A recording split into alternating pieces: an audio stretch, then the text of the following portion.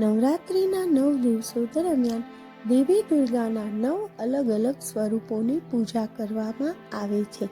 નવરાત્રિનો 8મો દિવસ મા દુર્ગાના સ્વરૂપમાં મહાગૌરીને સમર્પિત માનવામાં આવે છે. નવરાત્રિની આ અષ્ટમી તિથિને મહાઅષ્ટમી અથવા દુર્ગા અષ્ટમી તરીકે પણ ઓળખવામાં આવે છે. દંતકથા અનુસાર માતા પાર્વતીએ ભગવાન શિવને તેમના પતિ તરીકે મેળવવા માટે હજારો વર્ષો સુધી કઠોર તપસ્યા કરી હતી.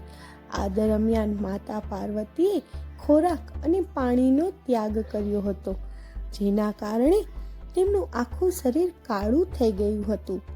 માતા પાર્વતીની આ કઠોર તપસ્યા જોઈને ભગવાન શિવ પ્રસન્ન થયા અને તેમને પત્ની તરીકે સ્વીકારી લીધા. તેમનું શરીર કાળું થઈ જવાને કારણે ભગવાન શિવે તેમને ગંગાના જળથી શુદ્ધ કર્યું, જેના પછી તેમનું શરીર ફરીથી તેજમય બની ગયું. આ દરમિયાન તેનો રંગ ગોરો થઈ ગયો હતો, જેના કારણે તેને મહાગૌરી કહેવામાં આવે છે. માના સ્વરૂપનો સ્તુતિ શ્લોક: શ્વેતે વૃષે સમારૂઢા શ્વેતાંબરધરા શુચિઃ મહાગૌરી શુભમ દત્યાન મહાદેવ પ્રમોદદા. એટલે કે ગૌર વર્ણી શુભ્ર વસ્ત્ર અને અલંકારધારી શ્વેત વૃષભ પર સવાર મા મહાગૌરી પ્રસન્નતા પ્રદાન કરે છે. એવા મા મહાગૌરી મને પણ શુભત્વ અને કલ્યાણના આશીર્વાદ આપો. એવું માનવામાં આવે છે કે માત્ર દેવી મહાગૌરીની પૂજા કરવાથી ભક્તોના તમામ પાપોનો નાશ થાય છે અને સાધકને શાશ્વત પુણ્યની પ્રાપ્તિ થાય છે. આવી સ્થિતિમાં શારદીય નવરાત્રિ પર મા મહાગૌરીની પૂજા દરમિયાન આ મંત્રોનો જાપ વિશેષ ફળદાયી છે. તેનાથી જીવનમાં સુખ સમૃદ્ધિ જળવાઈ રહે છે. આઠમ પર વિશેષ કરીને કુળદેવીનું પૂજન પણ શુભદાયી ગણાય છે. દુર્ગાષ્ટમી પર કુંવારિકાનું પૂજન કે કન્યા ભોજ કરવાનું મહત્વ શાસ્ત્રોમાં વર્ણવાયેલું છે. આમ કરવાથી માની અમી દ્રષ્ટિ પૂજક પર સદા રહે છે.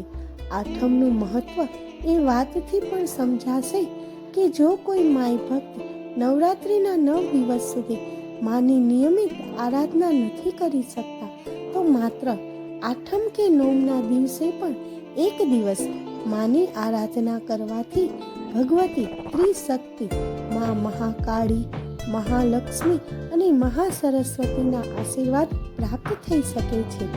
આ દિવસે માની પૂજામાં દુર્ગા સપ્તશતીના મધ્ય ચરિત્રનો પાઠ કરવાથી વિશેષ ફળદાયી હોય છે. મા મહાગૌરીને શિવા પણ કહેવામાં આવે છે. તેમના એક હાથમાં દુર્ગા શક્તિનું પ્રતીક ત્રિશૂળ હોય છે, તો બીજા હાથમાં શિવનું પ્રતીક ડમરું હોય છે. પોતાના સાંસારિક રૂપમાં મહાગૌરી ઉજ્જવલ, કોમળ, શ્વેત વર્ણી તથા શ્વેત વસ્ત્રધારી અને ચતુર્ભુજા છે. મહાગૌરીને ગાયન અને સંગીત ઘણા પસંદ છે. તેઓ સફેદ વૃષભ એટલે કે બળદ પર સવાર રહે છે. તેમના તમામ આભૂષણો વગેરે પણ શ્વેત છે. મહાગૌરી માતા અન્નપૂર્ણા સ્વરૂપ પણ છે, માટે કન્યાઓને ભોજન કરાવવા અને તેમનું પૂજન સન્માન કરવાથી ધન, વૈભવ અને સુખ શાંતિ મળે છે. સૌને મારા જય અંબે, જય માતાજી.